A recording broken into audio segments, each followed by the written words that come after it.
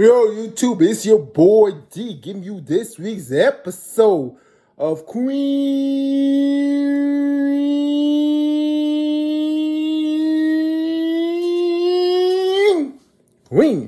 Sugar.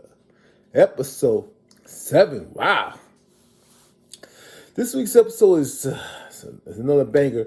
Wasn't as tense as the last episode, but nonetheless, it's still, woo, still tense. It picked up where it left off. It basically started off with Charlie having a dream.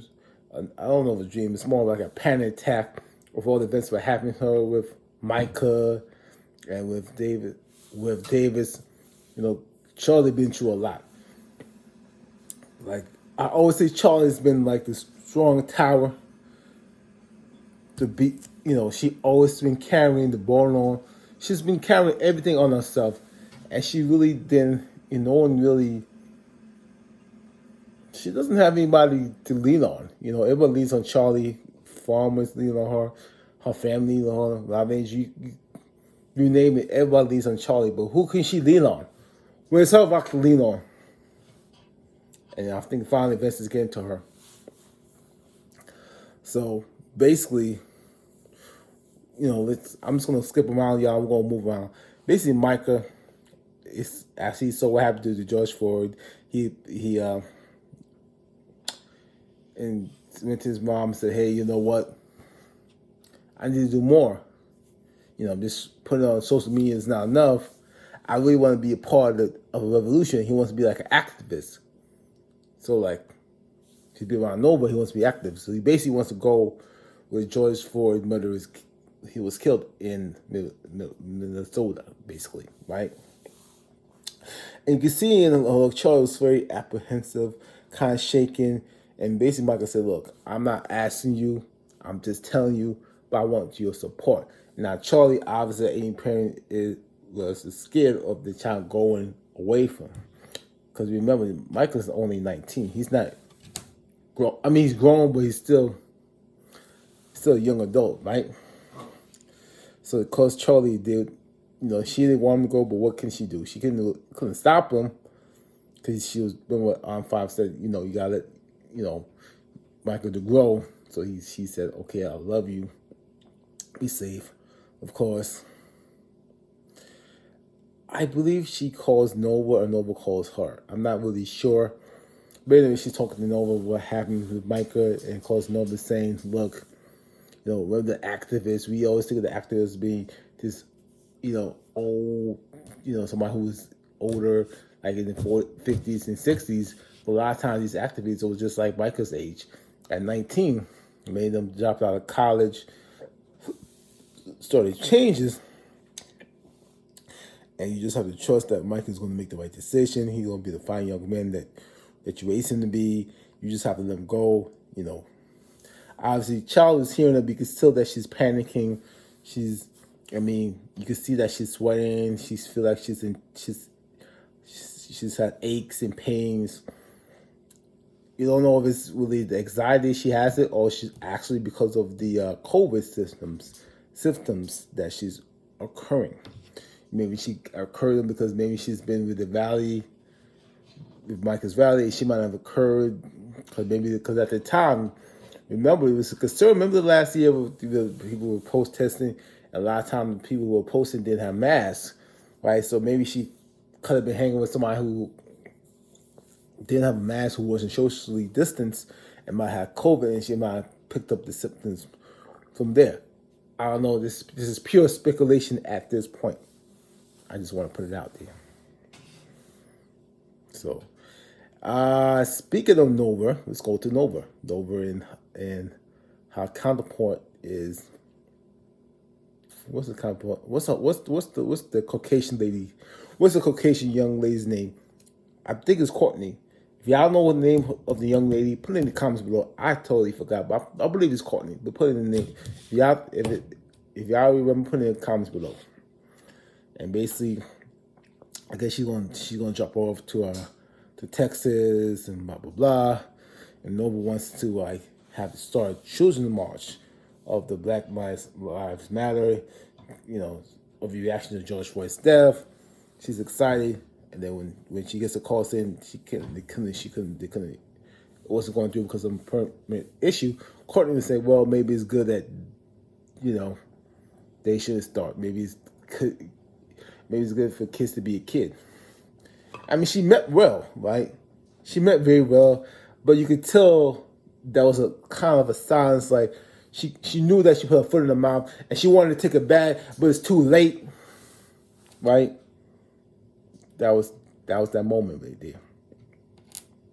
I think it was at a gas station, and it was like, I'm just trying to help. I'm gonna come back. I feel like I'm messing up.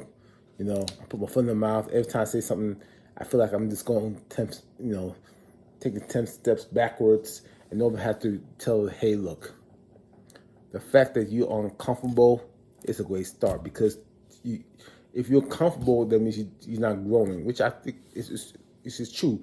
You need to always be growing, you need to always be learning, you need to be always asking questions. If you're asking questions, learning, you're growing, you're going to be making a great ally. It's when you know everything that you can't never understand the other person's plight. Obviously, she's Caucasian, so she's not going to really understand. I don't know if, we should always hold hold a Caucasian person and saying they just understand pain, because they can't. But I think they can sympathize us, and if you see something's wrong, clearly call that as wrong, and I think that's more of an issue than saying, well, you have to understand pain. You can't. Because everybody's have their own pain. You probably not going to understand their pain either. But so it was kind of a touching moment. I still got my side eye on Courtney. I still don't feel like I trust her, but I feel like it's more. Maybe we get more aware of her, that you can start trusting her more and more. And so I think it's going to be a good thing. Speaking of Calvin wasn't here in this episode, so I don't know if it's Calvin they done. If it's Calvin in Nova's relationship, it's a wrap. It's done. It's finito. That's it. No more. No mas. Because when she came back, there was no Calvin. So I don't know if Calvin said, "Hey, I'm out this piece," or they say, "No, we broke off with them." So that was that. We're gonna go to Aunt Vive in Hollywood. Aunt Vive Hollywood. Like I said, this wasn't a lot. I don't think it was a lot in this episode. Last episode was a lot more. This episode was a little bit more, a little less. Not bad, but just a little less. I think next week's preview shows like it'll be a lot more. So keep that in mind. Anyway, Hollywood is he's drinking. He's drinking alcohol. He having his alcohol for breakfast, lunch, dinner. Probably put it in a midnight snack. Put it in dessert. He's drinking. He drank his troubles away. After what happened with his mother's dying, and obviously with George Floyd's situation, with him calling out from his mother, it's obviously triggering some type of the pain he's dealing with. So he's not handling it in the best type of way possible. So he's drinking, and he's acting a little of an ass to Paul. He acted like a little of a jerk to Vi. Not abusive, not slapping, not disrespecting Vi. But he's not the Howard that we know and love in previous series. He's not the Howard that will be like give you hope and give you that strong Howard that would say, "Here, I'm going to give you guys hope. We're gonna keep on believing. We're gonna keep fighting." He's not the same Howard that was talking about his real spot in the first season, the first episode. He was talking about his real spot that he wanted to open. Help young men. Previous last season, that was something he loved doing. He was talking about always helping young men to get over their pain and to be more in to, help men to get over the emotional trauma, hurt, hang up, and pain that they went through, and be the man that God intended to be. He's saying now he is that man that has been wounded. He's been shot. Now he's shot. The desire that to open up the real spot is gone, right? It's done. He's not even caring. He's like, real spot? I don't care about no real spot. That's the Hollywood we know. Where's that Hollywood we need? Where's that Hollywood that we did? Basically at one point, If I was trying to have a conversation with Darla, you know, you know, it was some conversation that Darla wanted to have it. You know, she was expressing about Darla and Rob Angel having Blue watching these images of George Floyd death. And she was like, "This is wrong. This is wrong. What you think about it? They should be doing this." And Hollywood's like, "On fire. If you think I'm here to, to agree with you about this situation, Hollywood's like, look, I'm out." He's checked out. He's out of here. He is checked out. In fact, I'm going to do a character's corner on Hollywood's condition, because I feel like this is so many meats and layers. So many. He checked out. He checked out. Meanwhile, Prosper is home. They're watching the Sparks game, drinking the beer, and basically, when he was arguing from the Prosper put that one finger up like this, like, see that one finger like this, yeah, right quick there. He was like, "I'm out of here, peace. I know when I got to go. Let me get out of here. Exit stage right, right. Exit stage right. He out of here." And he basically told On Fire, "Look, I don't got no more energy to care. I'm done. It's a wrap. I just don't give up." And On Fire's confused because she wants with the old Hollywood back. And she obviously going through a lot. And she wants to be there and give him space. Well, how much space can you give that person for the self-destruct, right? She's torn. She's torn right now. And, she wanted to confine her at one point in On Fire, who's the matriarch, who is the wisdom, who always gives wisdom, pours out wisdom, always has something to say. She's like the cursed woman, right? Episode that remember when Hollywood mother died, she was pouring out a word, right? Now she needs a word for her own self. She needs a word from her own self. Woo. Right.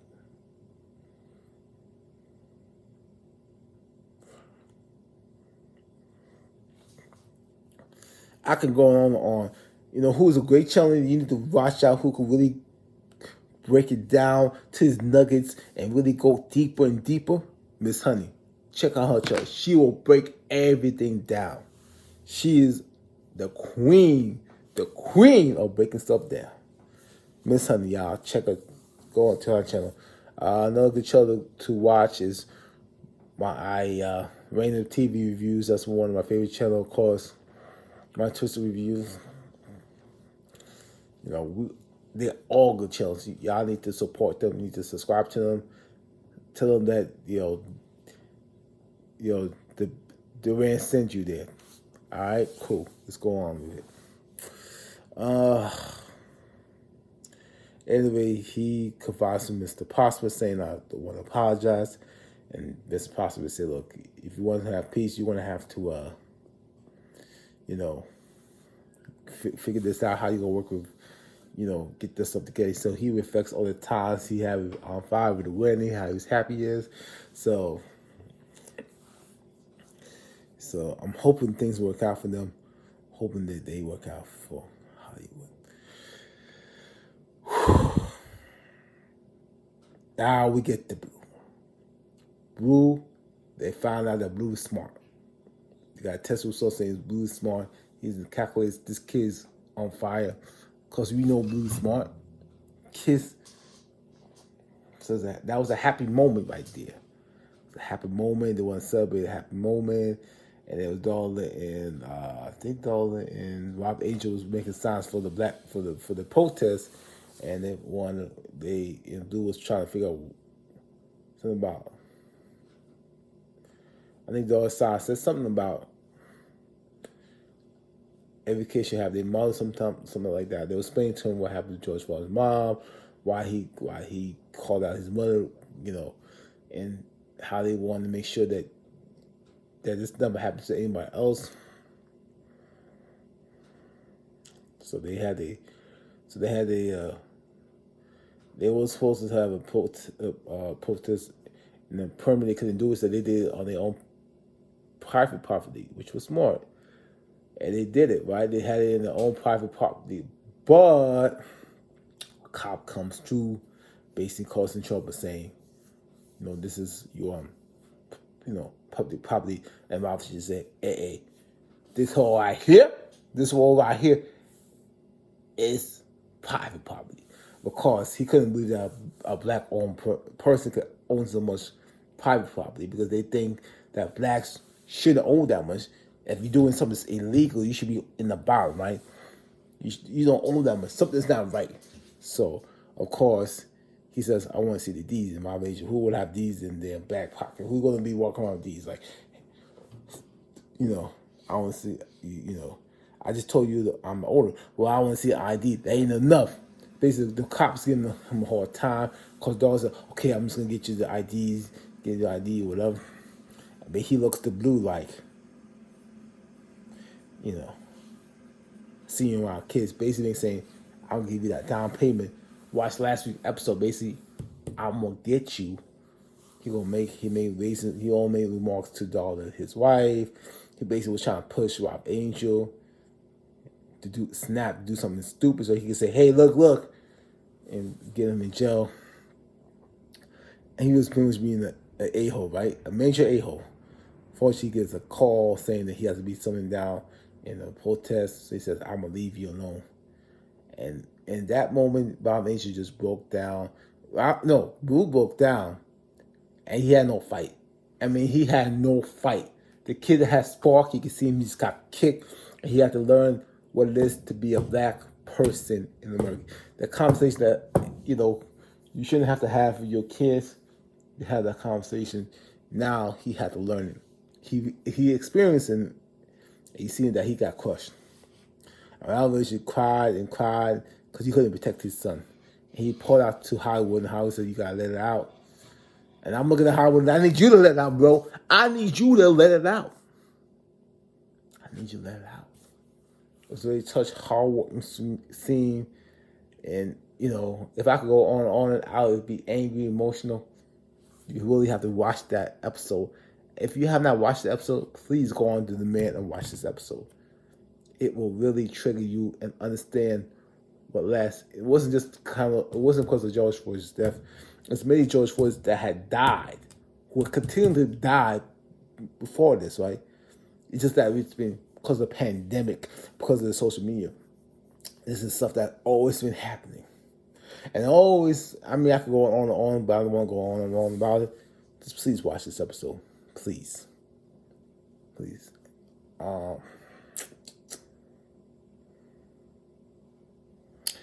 And then towards the end of the episode, Charlie's having a panic attack. She couldn't breathe. She's calling everybody, calling Rob Angel. She can't get to Rob Angel, so she finally calls Davis, the one that I asked last week, where's Davis? So I feel like Davis going to either be back next episode, or he's going to play a major role. So that's pretty much the end of the episode. If I missed anything, put it in the comments below. Anyway, this is your boy D. I'm out here, y'all. Have a good night, y'all. Peace.